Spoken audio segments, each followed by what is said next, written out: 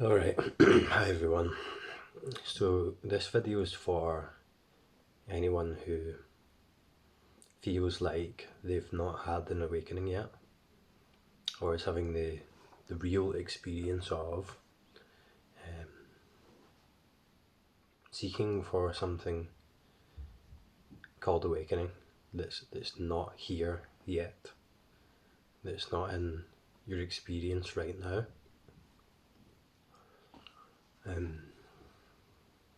And I'm going to show you exactly the function that's happening in mind that generates that real experience, and suggest that without that function, which is a thought, there will no longer be the experience of I'm not awake yet.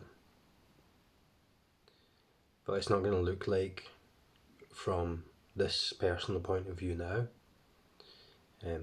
what I think awakening is. So a lot of the time you hear me speaking like and saying things like you're already awake, or awakening doesn't happen, it's not a thing. And the reason and it kind of annoys some people sometimes, because if you're having the real experience of this isn't complete, something has to happen, something has to change.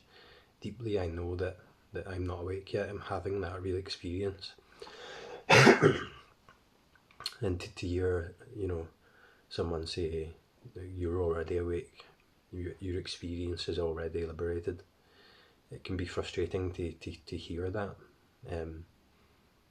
If what that points to is continually being missed, if the real experience of not being awake yet is the identity in that is strong, such that it's the identity, the mind that hears those descriptions, and it doesn't line up with experience. It's like, no, I know I'm not awake yet. But I'm going to tell you that in my experience,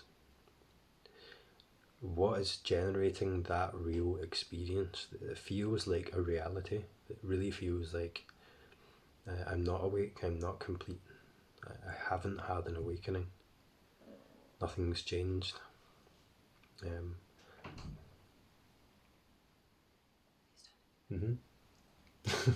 What is it? Isn't painkillers? Okay, go for it. Sorry, I just couldn't hear you talking, so I just couldn't. It's alright. Take a break for a second. Okay, in a bit. Where was I?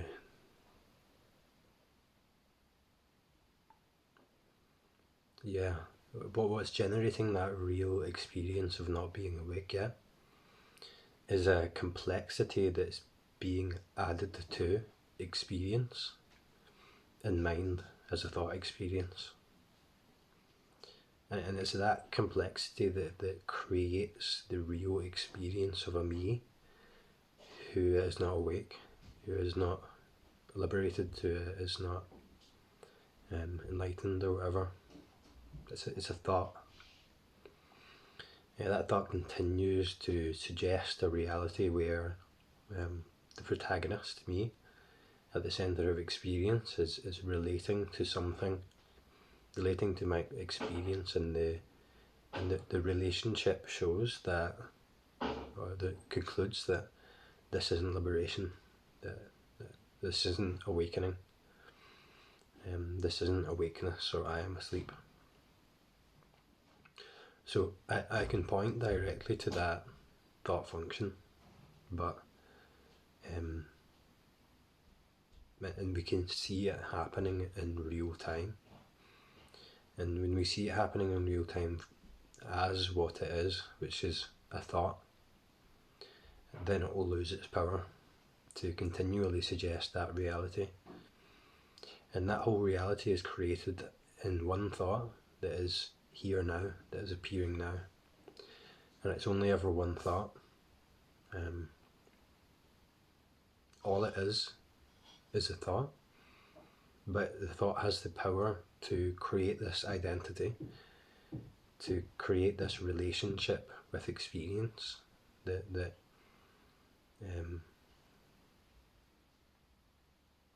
labels the experience as something, anything, awake or not awake.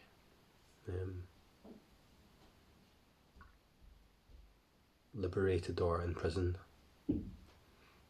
Any objective quality in experience is created by this thought, and when that thought, is identified with, when there's a real identity in that thought, it feels like reality. It feels like just what this is, that this is the experience that I'm having, and it's real, and the one who's having it is real. So this is what I mean when I point to this and say that you're already awake. Because what I'm pointing to is before that thought function that actually includes that thought function, but it comes before that.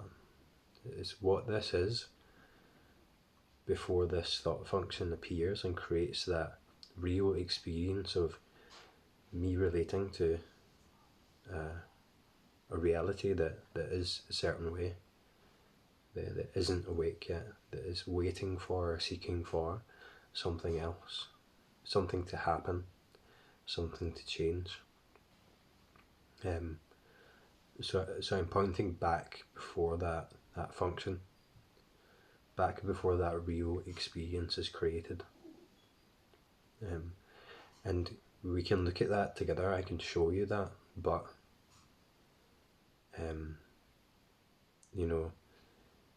I can only point to it as a guide. Whoever's watching, you have to really look. You have to really look. Otherwise, the identity will just continue to experience a reality that's not liberated. Continue to look forwards to an event called awakening. Continue to relate to an experience that is not awake. And when I say really look, I mean, we'll do this in this video. I mean, look pragmatically into experience as it is now, direct experience. Because this illusion is dispelled when direct experience is clear, which is now, which is always now, which is never in the future, never happens, only is what it is in absolute immediacy. And when the direct experience is clear, it's also clear that what's creating this reality of me and my life that's unsatisfactory, it's clear that is a thought experience. That's like a self-aware appearance of consciousness or thinkingness, the substance of mind moving right now. And in its content is that whole reality, that whole story. But really, it's just a thought, or it's just the thinkingness that's here.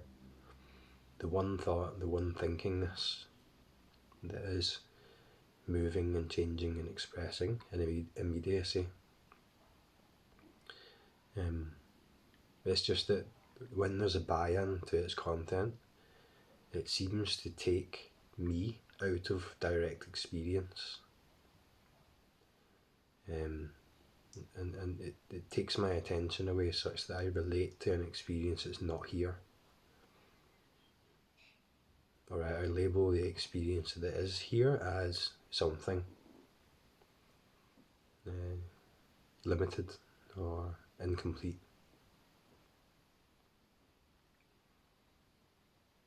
So I'm using all these words to point to something that is quite paradoxical.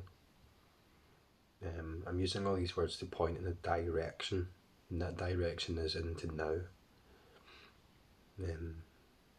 Because all of this clarifies now. And the clarification is just a clear seeing that the reality that I am experiencing as this central character is merely a thought experience that's happening now.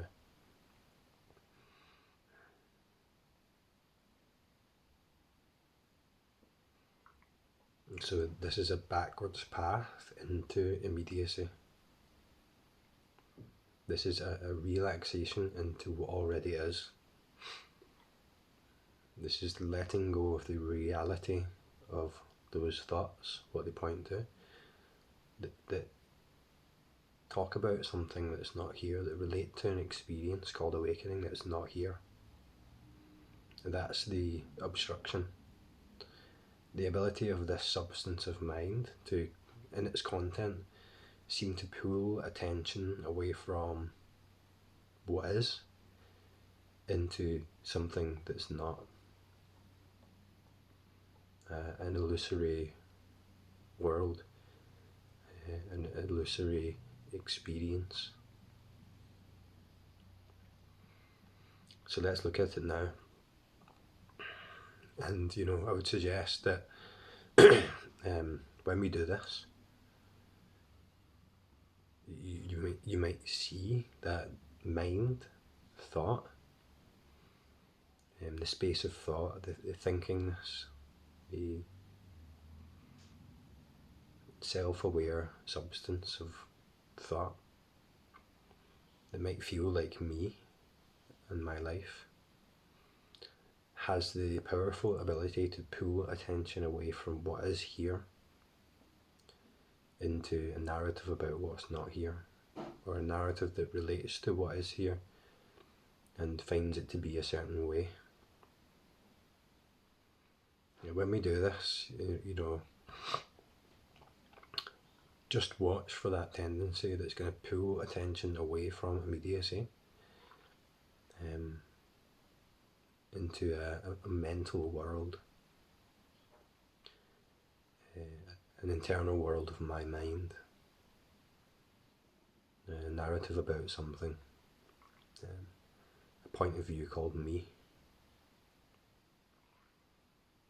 And likely, if you relate to this video, you're going to find that before you know it, attention will be in the mind, attention will be in thought. It concentrates attention into a space of this thinkingness and seems to overlook what's here.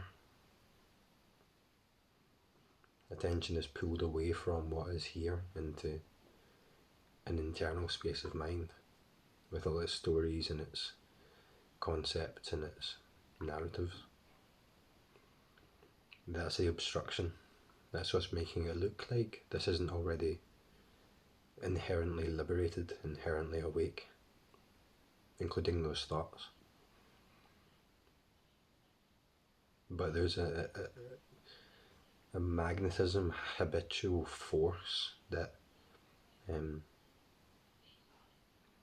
is used to pulling attention, pulling this self-aware knowingness, this consciousness that you are, into an enclosed world of, or an enclosed separate mind, the mind of me. So let's demonstrate the power of this function. And this is the function that creates that experience of unsatisfactoriness. So what we'll do is open attention up to the room, the body. What's most obvious about that sense experience that is here now? What can you feel the most? Is it the appearance of the room? Is it an object? Is it a sound? Is it the sensation in the hands or the breath? Choose something that doesn't change, that's static. So for example, the sensation in the hands or an object across the room. And we're going to use the senses which only appear as presence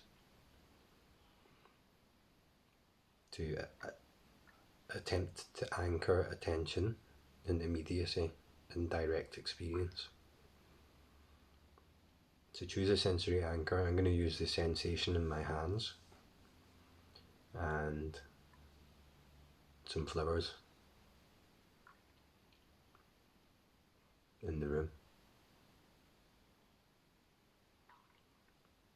So we're going to let attention rest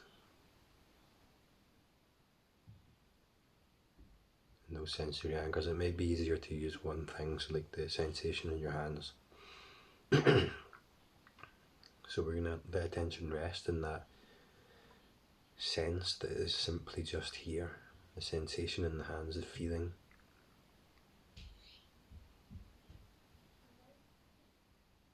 And we're going to make the decision right now that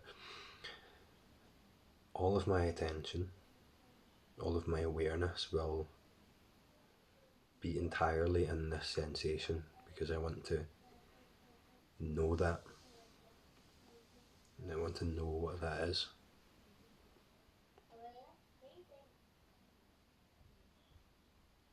So let the attention rest in the hands, so to speak, or whatever you're using, your feet.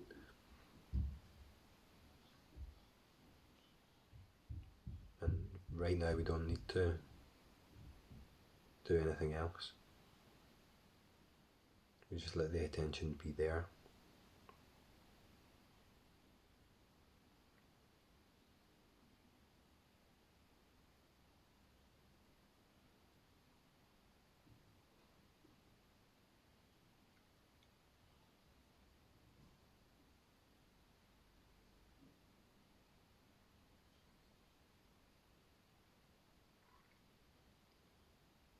As we have attention there, we're going to ask, what will be the next thought? We don't need thought right now, but we're going to ask because it's going to appear. What will be the next thought?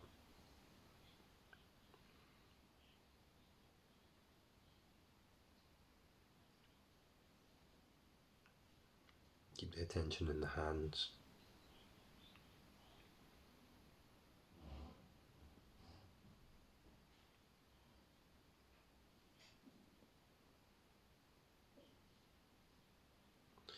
So as soon as the mind moves, as soon as any thought whatsoever appears, we're going to recognize it because we're watching for it as a thought. Recognize it as a thought and then let it go. Just see clearly for what it is. When you look at it, when awareness opens to it or shines on it, it will disappear, disperse. And when that happens, all the way throughout this, keep attention in the hands. We're going to see where attention goes, what this tendency is, what happens to attention, because it seems like I'm in control of attention. You know, I've just opened the attention to, for example, the sensation in the hands. And then whilst doing that, attention is in this space of self-aware consciousness that's certainly here. Part of that is a thought experience. So we can ask, what will be the next thought?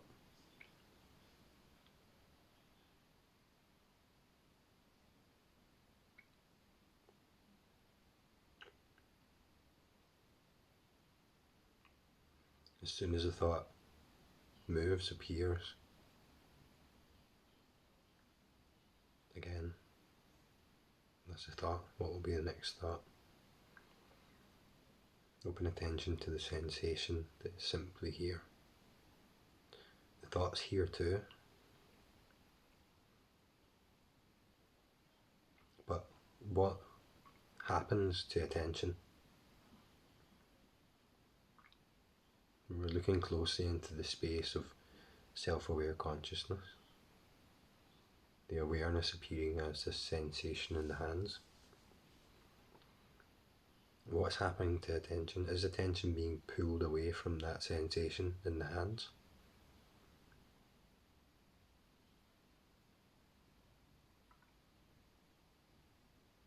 Is the mind talking?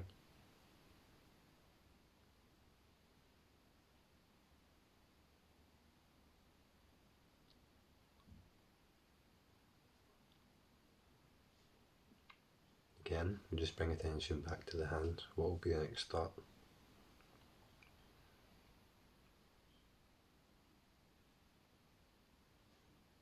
Really look closely. Open attention wide. What's happening here? Where is attention being pulled?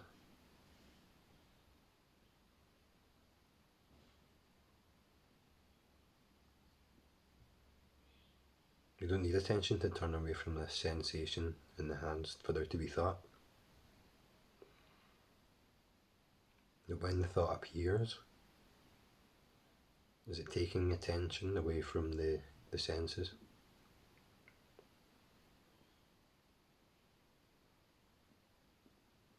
Because in that one thought that is only now, that appears, contains this world of unsatisfactoriness.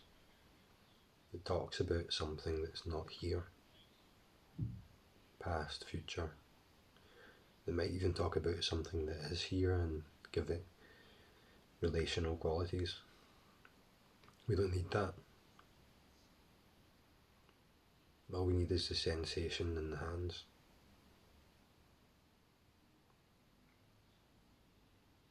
And then relax attention fully into the hands, sense of the body. Let it rest.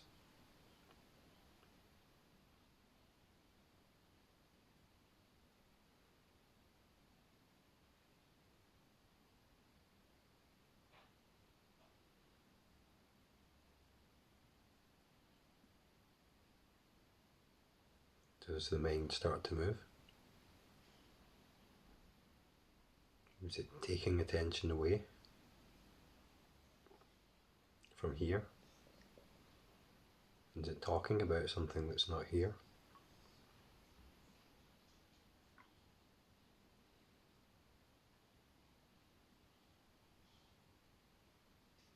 What's happening? If attention is being pulled away from the sensation, why? When does it happen exactly? So for example, you feel the attention being pulled away, you recognise what I'm thinking now. When I wanted to hold the attention in the hands and the sensation, I made that decision. I want to relax into this sensory experience that's here now. Get closer to the mystery of that sensation that's in the hands. To choose one thing. Doesn't have to be that, but and then suddenly the mind starts to move, it starts talking, you're like, that's a thought.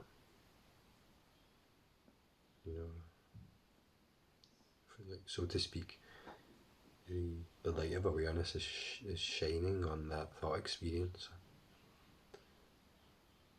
The light of awareness is shining as that sensation in the hands. You notice it's a thought, the attention comes back to the hands, and it kind of seems like attention moved away from that sensation in the hands. It's like it moved away from it up into towards wherever the thought is, towards something that's not here. And you're like, okay, that deadened the sensation. I was overlooking that sensation in the hands, so I noticed that I was thinking, and then it opened the attention up again. let it sink into this solid presence that is this sensory experience in my hands, and then just let it be there.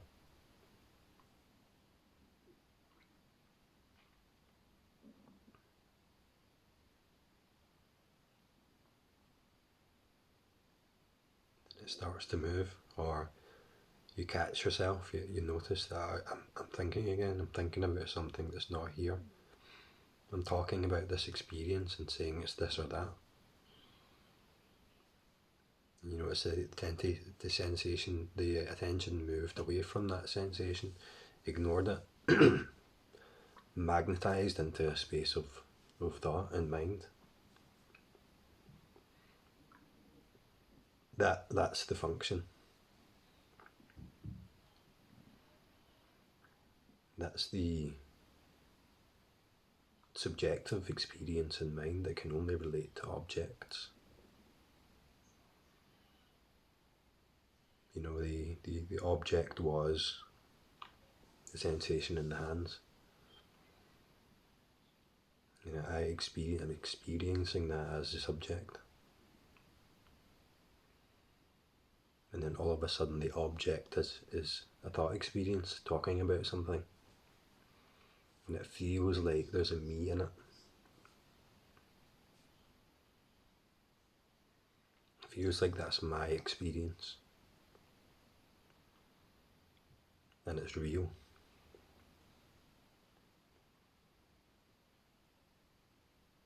You know, what it's talking about is real. How it's qualifying experience, it feels real because there's an identification with that thought. The power of that function can be seen in real time. That's the experiment we've just done, to see what's happening. It keeps attention in thought, a thought experience, and how it's magnetic, how it has a habit force and a momentum. So if you did that experiment and you found what I described happened, attention was pulled away from an object in the sense experience into mind.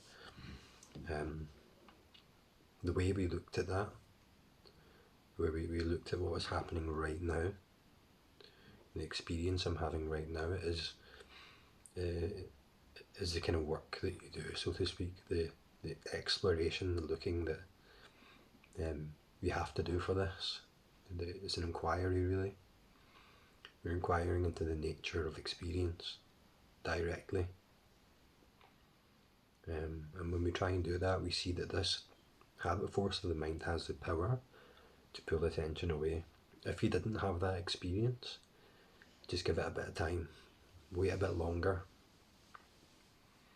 Open the attention into the senses. Give yourself a bit of time for it. And really look at what's happening. And the inquiry is throughout that whole time, and this has to be done now. So when I open attention up to look, what will be the next thought? What I am is wide awake and aware, and it's just here. The thought starts to move, the attention starts to be pulled into a narrative, the mind starts talking. But what I am that's aware of that is just here, doesn't change.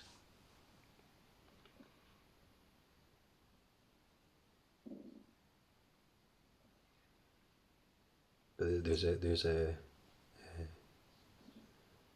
clarity there for a minute when we ask, bring your attention here, open attention here into this immediate physicality, this immediate experience, and then there's a self-awareness, a knowingness that I am awake, attention is here, this is, and then we ask or inquire. We don't have to ask verbally in the mind, but we just ask what will be the next thought, what's going to happen that's going to pull my attention away from this immediacy, that's going to overlook it because it's not important, that's going to move attention into a thought experience. When we watch that thought move and we see when we're not taken by it, you'll notice there's a feeling of immediate clarity, of self-awareness, that I am aware and I am here. And you notice that clarity is kind of obscured when we really do get pulled into, and it feels familiar, it's well worn when it gets pulled into the me talking about my life, me relating to experience. There's a different quality in that. And again, you see the contrast when you notice your thinking and you're like, oh, I was just in a thought train there. And then you come out of it and you're here. And it's clear and it's immediate. And then the mind starts to overlook that by focusing attention up into this enclosed thought experience. It feels like me relating to my thoughts, me relating to a real world, a real reality that's not here, or a real reality that is here, that looks like something, that looks like it's not good enough or it's not complete. The best I can do is point to that, to kind of see what's happening in real time. But you have to really look. Because if you're having the experience that I'm not awake, that this isn't complete, then it's only one thought now is not clear for what it is, which is a thought. It feels like my life, it feels real, it feels like the real experience that I'm having now. So again, you have to come back to this here-ness, this presence, because this is all about immediacy, presence, and look, what's happening in my experience right now that's making it look like that. What story am I telling about myself and my experience? Does it look a certain way? If it looks a certain way, it's a thought. And there's identity in that. There's a feeling of realness to it. But really it's just one thought that's appearing now. Its substance is awakeness, awareness. So there's a kind of snapping out of it where you notice that, okay, I was lost in thought, right, well, deeply I know that I'm not that thinker, that person, this individual mind, deeply I know that, and when I snap out of it, I have this more immediate, more clear, more simple experience of presence, of I amness, of self-awareness, that I am here. And we start to see that I am here, I am aware all the time. As we get more immediate, we start to see the thoughts as in experience, we start to see the thoughts as they happen in real time. We watch them talk about me and my life. And we watch them create this relational experience, create this story. And when we watch them, when we see that happening in real time, it's like this expanded sense of immediacy, of clarity, is present. I am the awareness that is present here, starts to be clear as just here when these thoughts move. So the thought is clear as a thought, not as a reality that's happening to me, not as what I am. We see it as a thought. So what I am becomes more and more clear, and what I am is simply here, simply present. There's like a neutrality to it. and it's here in the presence of all of the thoughts. Now, all the thoughts as they're moving and changing now.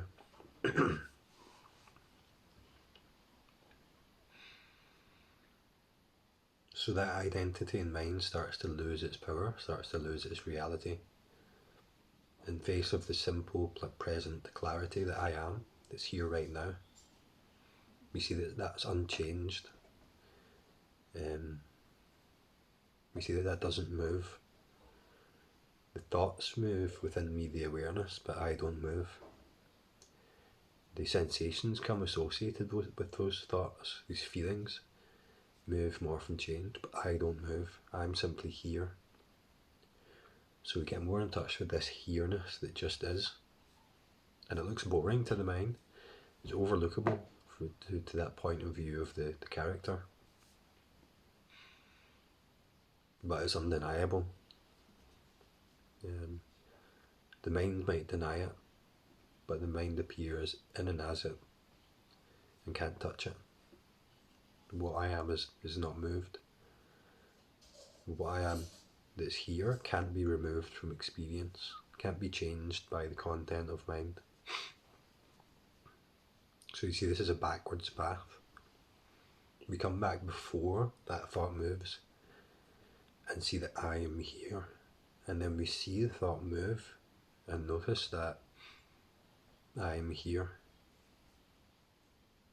So it gets more simple.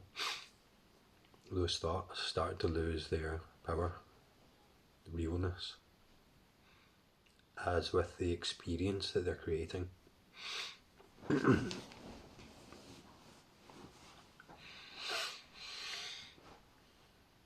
So we go back into immediacy. Open your attention up to the room, the body. Attention relaxes. I am simply here. The sound of the words, not the content. And then stop. What will be the next thought? What I am is wide awake, self-aware. I am aware of myself right now. And my thoughts. What will be the next thought?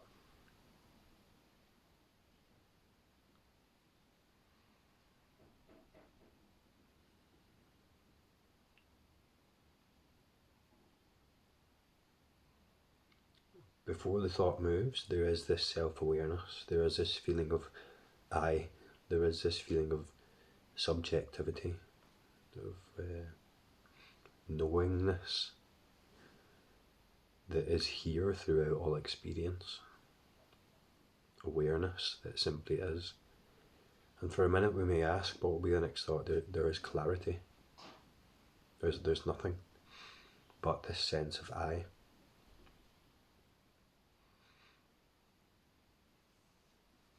So again, open your attention out. I am aware of myself, undeniable. I exist. What will be the next thought? What am I that's here, that is aware now, and is aware when the thought moves? Too simple for the mind.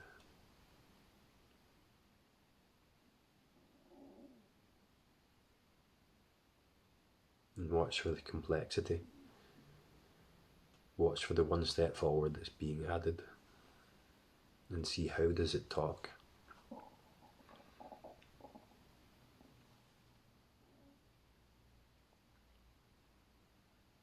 It talks very much with the assumption in its context.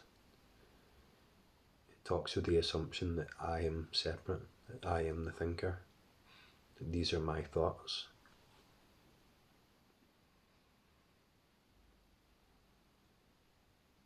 And there's a feeling there, there's a feeling of me-ness.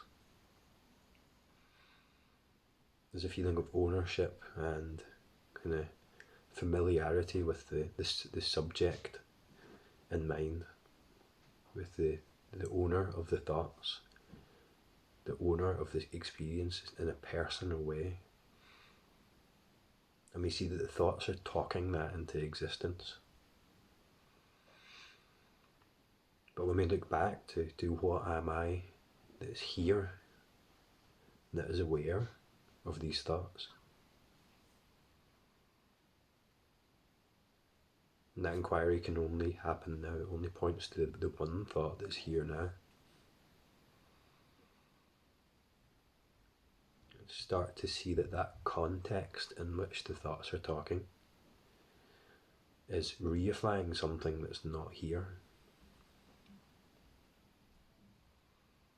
The me who's thinking, the owner of the thoughts.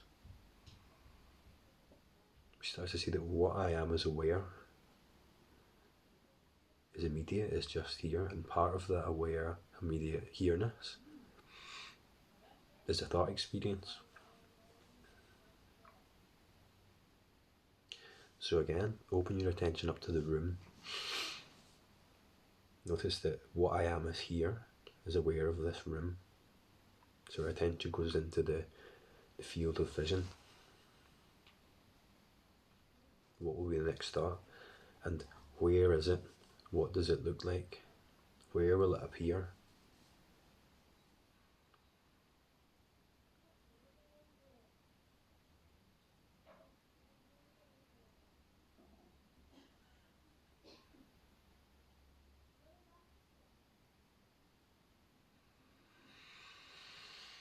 The pace of this video might be a bit quick, but if you get the gist for what I'm talking about, where I'm pointing,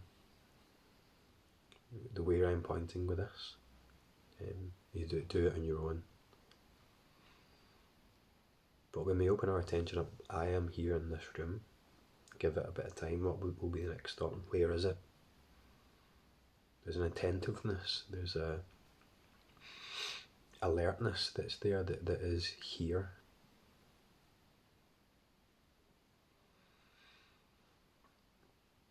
And when the thought moves, what happens? Does it pull attention away from the field of vision? Or does it appear somewhere, not distinct? But this field of vision is simply still aware. The attention is there.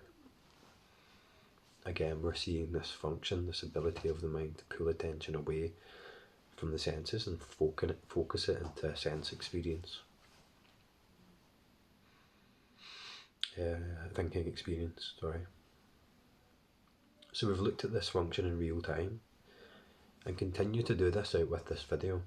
Get the gist for it, understand where we're looking. With this, we're looking at a thought experience that's appearing only now. We're now going to change the orientation from looking for something that's not here, buying into the content of thought, to looking at what is here. And it's clear that we've seen that this thought function, for anyone who this video is relevant for, it pulls attention away from what's here into a narrative about something else, or into a narrative about what is here. It feels like I'm relating to it, and it deadens the sense experience. It overlooks and ignores this immediate present aliveness in the senses that is just here.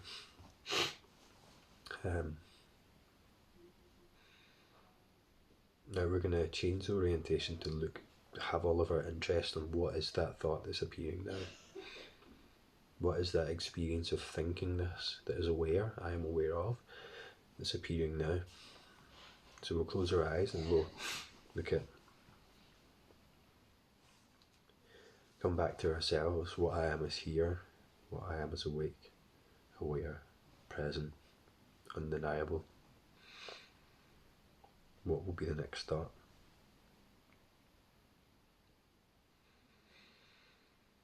What I am is aware, is just here. What will be the next thought? And then we're going to look. What does the thought look like? How is it appearing now and where? What is its shape, form, colour? Is it an image? Is it language? Is it a sound? This imagination, this sense of thinking, this has the ability to appear as any of that, because it's merely a reflection of the senses. So we'll look, what will be the next thought, and what is it? Let's get really interested in that experience of thinking this. And what we'll do is we'll reframe this a little bit. We might think that we're looking for a thought to appear and disappear along a line. Think of the sense of thinking this, which appears as thought, as a single field, a single substance that is everywhere in experience, and it's made of self-awareness, and it transforms into the shapes of the reflection of the senses. It mimics the senses, so it appears as sound, language, writing, speech, images, sounds, sensations. It's a shapeshifter, it's a transformer, and its substance is the self-awareness that is here now. And that's what I'm made of. That's what I am. So when the thought appears, it doesn't change anything. It's just an expression made of this substance that is self-awareness, thinkingness. So with that framing there, we'll look into experience again and ask what will be the next thought.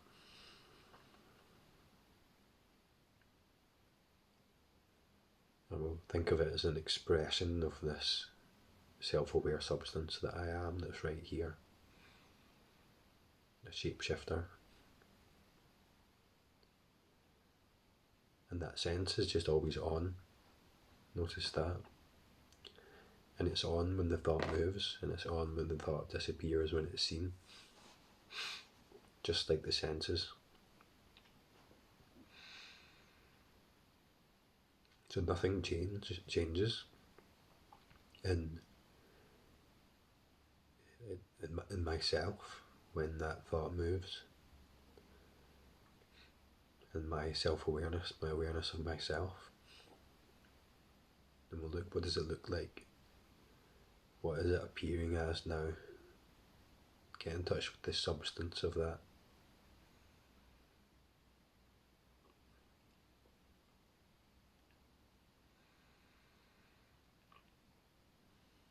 It only appears now. Really get interested in the thought, lean right into it. Where is it?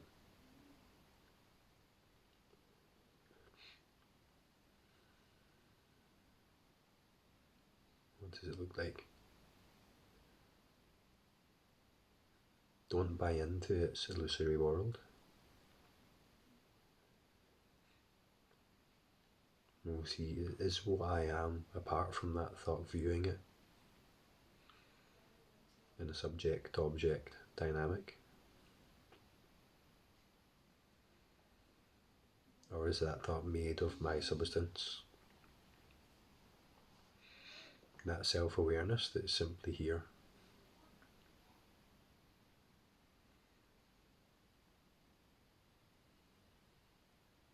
So I've given a lot in this video and the pace is quite fast, but I'm just trying to communicate, maybe we don't have the time in this video to do it now, but I'm trying to communicate there's this change in orientation. To looking somewhere else for another experience, to looking at the thought experience that's happening now as its substance. An interest in what is that thinkingness that's happening right now. What is the mystery of thought? What is it made of? How is it appearing? How does it seem to have the ability to right now take my attention away from immediacy into the suggestion of somewhere else, something else? How does it have the ability to suggest that it knows what this is? That it knows this is unawake or awake? That it knows what awakening is? It knows exactly what's going to happen with awakening in the future, and it can relate to that and notice it, qualify it as awakening or not awakening. It's the thinker, the point of view in mind, the mind self is kind of arrogant when you think about it, because it thinks it knows what this is. It thinks it knows what awakening is going to look like. It thinks it can understand that and qualify it by its terms. It can't. It really doesn't know what it's talking about. um,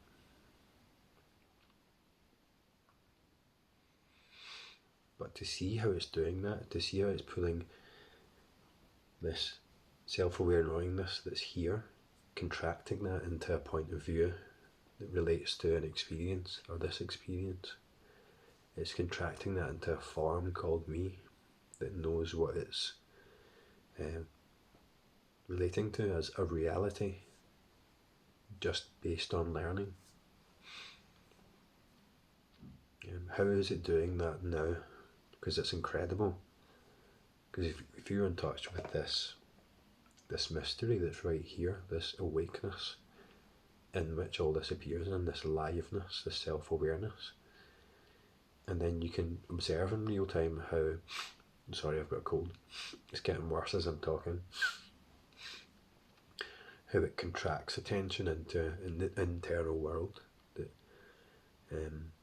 a world of thought that seems like a reality, that talks about something that's not here, talks about something else, talks about what it thinks and knows this is. And once you're in touch with that, once you see that happening in real time and you know what I'm talking about in your own experience, then it's game over for that illusion, because you'll see it time and time again. You'll see it happening again and again in real time. The experience will get more and more immediate, and eventually all there is immediacy. The thoughts don't have the power to generate that real world with a self at the centre anymore. Don't have the power to take attention away from what's simply here. Anyway, I think that'll do for now, and I'll talk to you next time.